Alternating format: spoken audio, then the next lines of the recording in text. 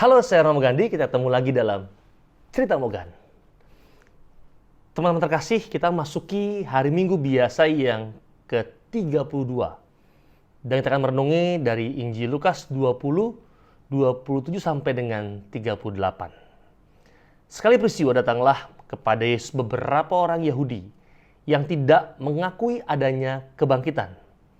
Mereka bertanya kepada Yesus, "Guru, Musa menuliskan untuk kita perintah ini. Jika seorang yang mempunyai saudara laki-laki mati meninggalkan istrinya, tetapi tidak meninggalkan anak, maka saudaranya harus kawin dengan perempuan itu dan membangkitkan keturunan bagi saudaranya." Adalah ketujuh orang bersaudara yang pertama kawin dengan seorang wanita lalu mati tanpa meninggalkan anak.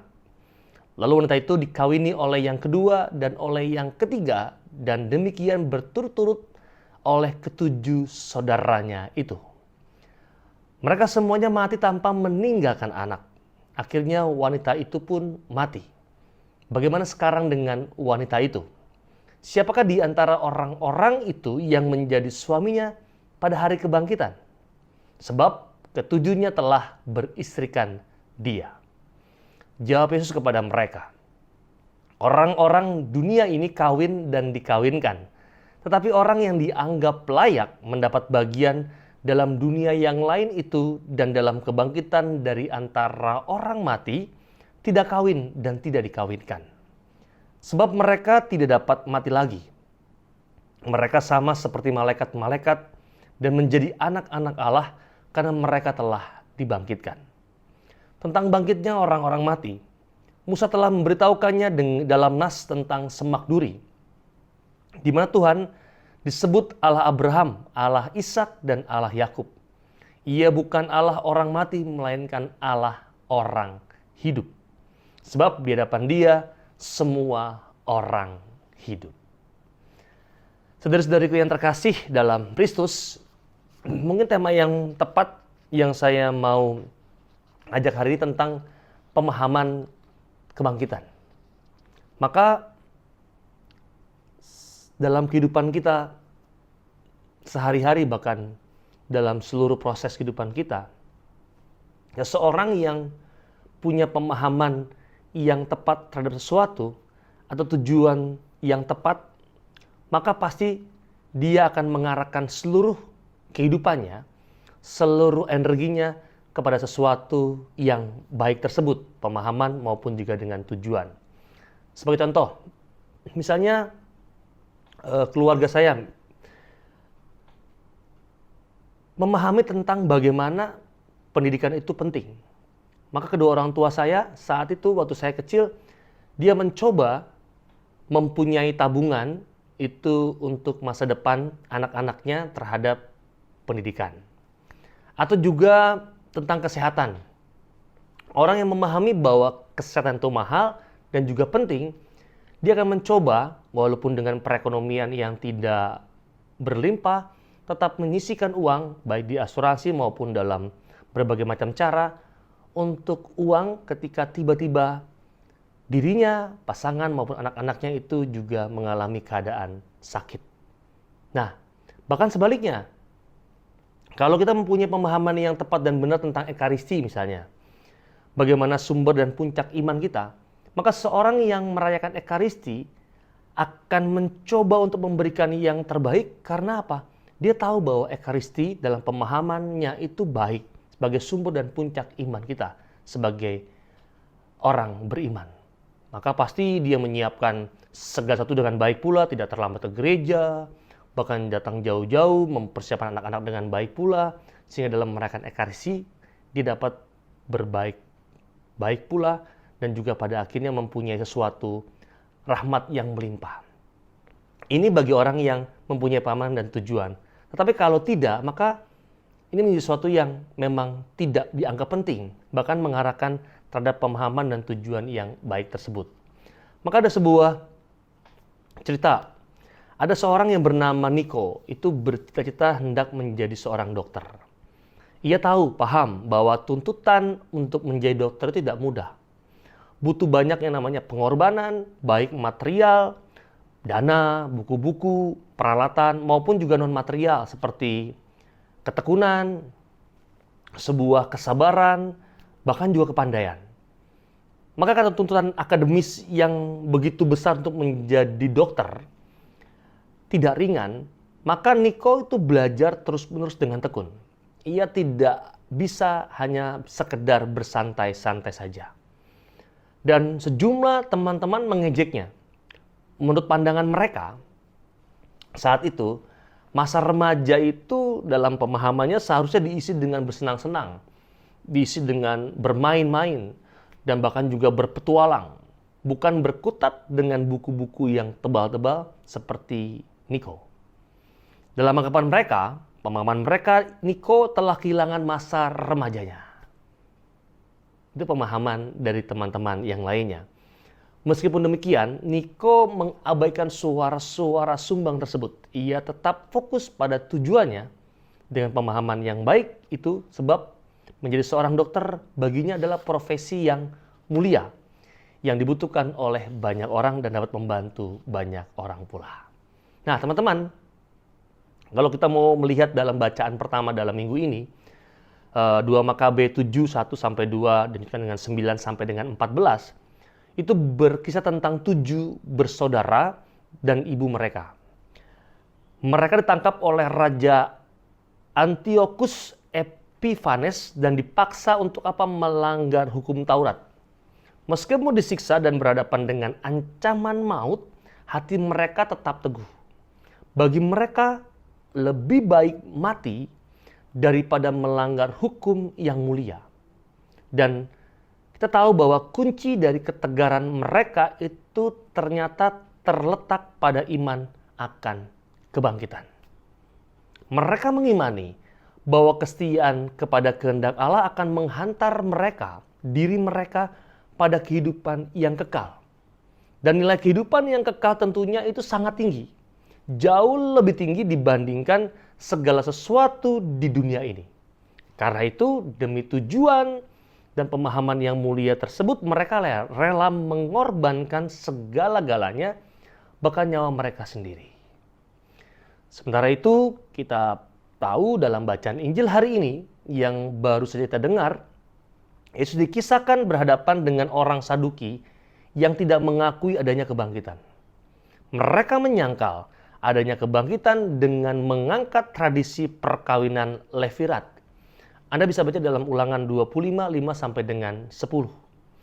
Menurut ketentuan perkawinan Levirat atau perkawinan ipar, seorang laki-laki diharuskan menikahi janda saudaranya yang tidak mempunyai anak laki-laki, supaya bisa menghasilkan anak-anak yang akan meneruskan garis keturunan saudaranya itu.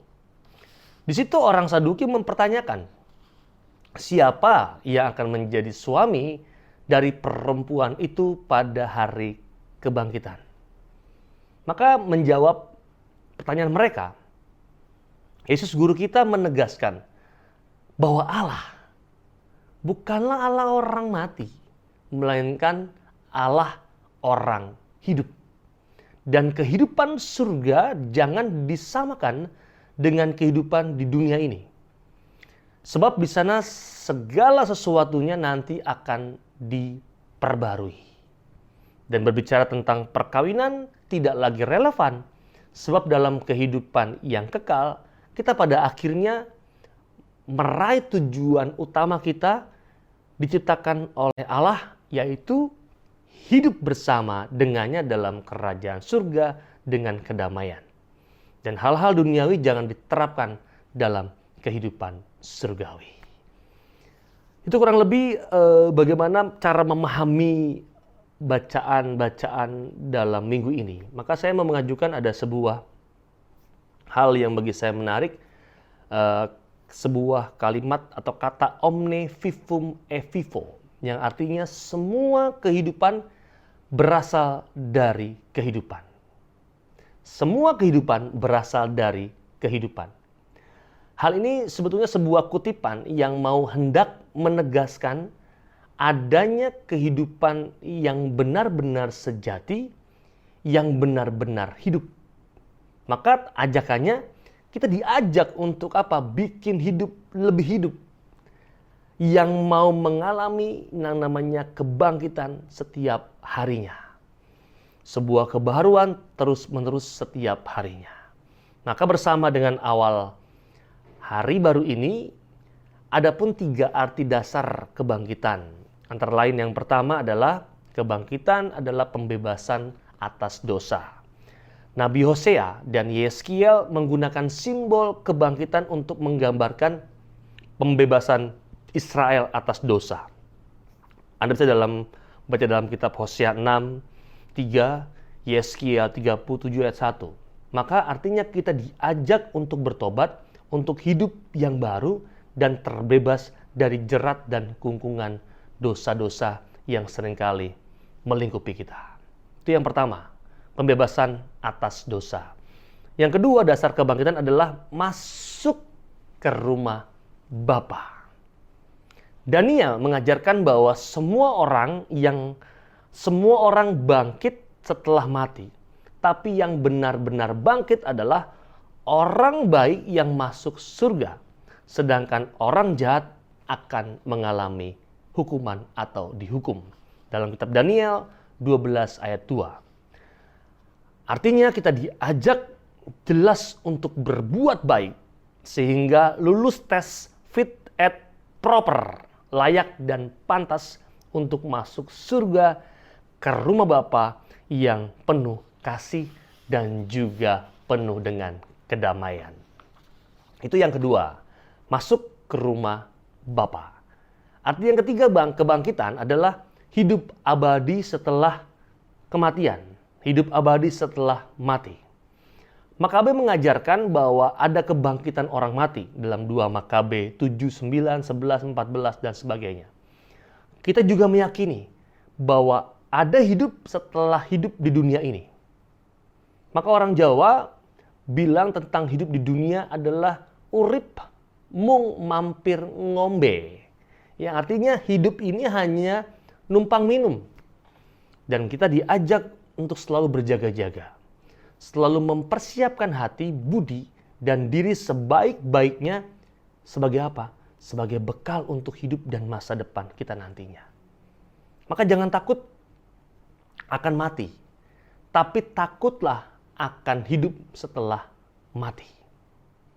Jangan takut akan mati, tapi takutlah akan hidup setelah mati.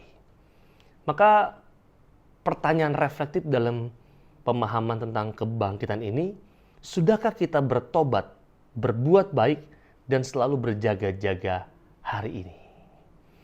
Itu teman-teman kurang lebih refleksi pemerenungan kita yang bisa saya berikan kepada teman-teman semua tentang pemahaman akan kebangkitan. Ingatlah, seseorang yang punya pemahaman yang baik terhadap segala sesuatu, maka ia mengarahkan hidupnya terhadap pemahaman yang baik itu dengan baik pula. Tetapi kalau tidak punya pemahaman terhadap segala sesuatu yang baik, maka kita akan mengarahkan, bahkan juga tidak mengarahkan apapun dalam hidup kita untuk pemahaman yang baik tersebut. Maka semoga firman Tuhan dalam minggu biasa yang ke-32 ini menjadi sebuah inspirasi terhadap sebuah pemahaman yang mungkin tidak baru atau juga mungkin baru bagi kita, bahwa ada kebangkitan setelah kehidupan ini. Dan kita mau mengarahkan hidup kita hari ini dengan segala macam sikap dan tindakan untuk sampai kepada hidup setelah kematian itu tersebut, yaitu dalam kebangkitan bersama Allah. Semoga membantu Anda dalam refleksi minggu ini. Maka selamat berakhir pekan bersama dengan keluarga, dengan teman-teman, dengan kerabat, sehingga bahwa minggu ini mempunyai pengalaman yang baik untuk kita semua, untuk mengecas baterai kita, untuk menjalani kehidupan pada esok hari dengan begitu semangat. Untuk itu mari kita mohon berkat dari Tuhan untuk semua perjalanan di akhir minggu ini. Tuhan bersamamu dan bersama rohmu. Berkat Allah melimpah untuk kita semua yang hadir di sini, keluarga kita, orang-orang yang kita kasih dan cintai dimanapun mereka berada. Terlebih sungguh untuk segala usaha-usaha baik yang mau kita upayakan dan perjuangkan dalam hidup ini, selalu dilindungi, dibimbing dan diberkati oleh Allah yang Maha Kuasa, Bapa dan Putera dan Roh Kudus. Amin. Ketemu lagi dalam cerita Mogandi yang berikutnya yang juga tidak kalah menarik. Saya Romo Gandhi. Dadah.